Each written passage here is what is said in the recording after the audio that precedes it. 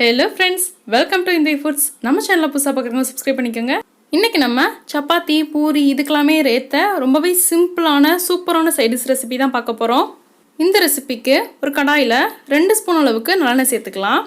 எண்ணெய் சுடனதுக்கப்புறமா இதில் ஒரு பிரியாணி இலை, ஒரு சின்ன துண்டு கல்பாசி, 2 கிராம்பு, ஒரே ஒரு ஏலக்காய், ஒரு சின்ன துண்டு அளவுக்கு பட்டை இதெல்லாத்தையும் சேர்த்து நல்லா வறுத்து எடுத்துக்கலாங்க.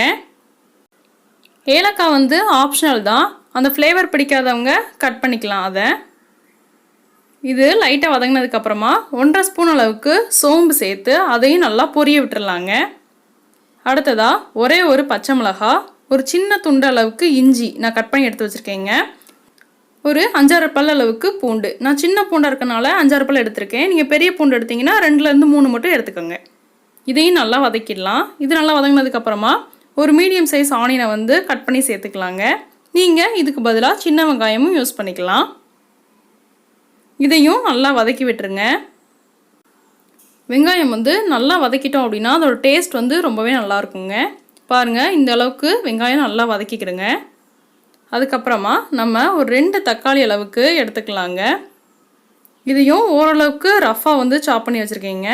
நம்ம இந்த எல்லாத்தையுமே நல்லா வதக்கிட்டு அரைக்க தான் போகிறோம். அதனால சும்மா ரஃப்பாக மட்டும் சாப் பண்ணிடுங்க. இதை ஒரு மூடி போட்டு மூடி ஒரு 10 நிமிஷம் போல் நல்லா வேக விட்டுறலாங்க. சிம்மில் வச்சுருங்க அடுப்பை. பாருங்கள், தக்காளி வந்து நல்லா மேஷ் ஆகிடுச்சு. உங்கள் கிரேவியோட டேஸ்ட்டே நம்ம வதக்குற இந்த ஐட்டம்ஸில் தாங்க இருக்குது. இதை இப்போது வேறு ஒரு பிளேட்டுக்கு ட்ரான்ஸ்ஃபர் பண்ணிவிட்டு இப்போ அதே பேனில் ஒரு 1/2 ஸ்பூன் அளவுக்கு நல்லெண்ணெய் சேர்த்து இந்த மாதிரி க்யூப்ஸ் மாதிரி கட் பண்ணி வச்சுருக்க குடமிளகாயும் ஆனியன்ஸையும் சேர்த்துக்கலாங்க.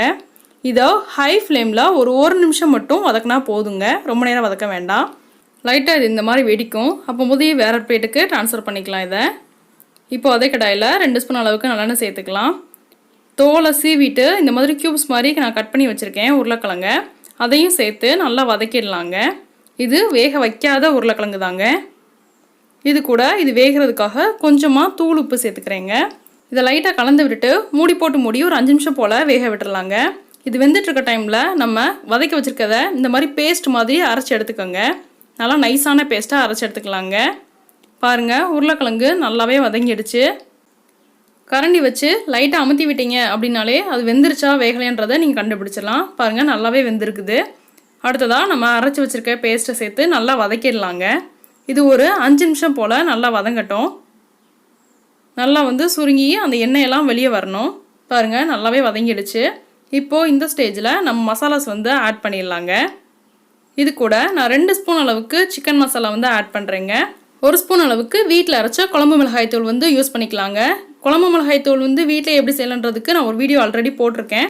அந்த வீடியோட லிங்க்கை வேணால் டிஸ்கிரிப்ஷனில் கொடுக்குறேன், செக் பண்ணிக்கோங்க. இப்போது இந்த ரெசிபிக்கு தேவையான அளவுக்கு உப்பு சேர்த்துக்கலாங்க. இது கூட இந்த மசாலா வேகிறதுக்காக கொஞ்சமாக வந்து தண்ணி சேர்த்துக்கலாம். நான் மிக்சியில் அந்த கழுவின தண்ணியை வந்து சேர்த்துக்கிறேங்க. இதையும் நல்லா வதக்கிட்டு இதுவும் ஒரு 5 நிமிஷம் போல் நல்லா வேகட்டுங்க. இது நல்லா வதங்கினதுக்கப்புறமா இந்த ரெசிபிக்கு தேவையான அளவுக்கு தண்ணி சேர்த்துக்கலாங்க. நான் வந்து 1 கப் அளவுக்கு தண்ணி சேர்த்துருக்கேங்க. தண்ணி சேர்த்து நல்லா வந்து கலந்து விட்டுட்டு இதை ஒரு மூடி போட்டு மூடி ஒரு 10 நிமிஷம் ஹை ஃப்ளேமில் கொதிக்க விட்டுறலாங்க. மசாலா வந்து நல்லா வந்து சுண்டி வரணும். பாருங்கள், திறக்கும் போதே வாசனை அவ்வளோ நல்லா இருக்குது. நம்ம குழம்பு மிளகாய் தூள் ஆட் பண்ணியிருக்கனால திக்னஸ் வந்து நல்லா கொடுக்குங்க. இது கூட நம்ம இப்போ வதக்கி எடுத்து வச்சுருக்க குடமிளகாயும் வெங்காயத்தையும் சேர்த்துக்கலாங்க. நம்ம வதக்கி எடுத்து வச்சுருக்கனால வெங்காயம் வந்து நல்லா க்ரன்ச்சியாக தாங்க இருக்கும், ரொம்பவே வந்து சாஃப்ட் ஆகாது. அதே மாதிரி தாங்க குடமிளகாயும். கடைசியாக கருவேப்பிலை தூவி ஒரு 10 நிமிஷம் மூடி போட்டு மூடி வேக விட்டுறலாங்க. கருவேப்பிலோட ஃப்ளேவர் அந்த கிரேவிக்கு நல்ல ஒரு டேஸ்ட் கொடுக்குங்க. நீங்கள் இந்த ரெசிப்பியில் சிக்கன் மசாலாவுக்கு பதிலாக கரம் மசாலாவும் ஆட் பண்ணிக்கலாங்க. இப்போ ஒரு 10 நிமிஷத்துக்கு அப்புறமா பாருங்கள், நம்ம லிட்டை ஓப்பன் பண்ணியாச்சு.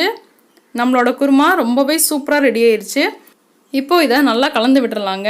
நீங்கள் இந்த அளவுக்கு திக்னஸ் வந்து போதும் அப்படின்னு நினச்சிங்கன்னா இந்த ஸ்டேஜ்லேயே அடுப்பு ஆஃப் பண்ணிடலாம். நான் இன்னும் கொஞ்சம் வந்து திக்னஸாக இருக்கணும்னு நினைக்கிறேன். அதனால இன்னும் ஒரு 5 நிமிஷம் மூடி போட்டு மூடி வச்சிடுறேங்க. பாருங்கள், எண்ணெயெல்லாம் நல்லா பிரிஞ்சு வந்துருச்சு.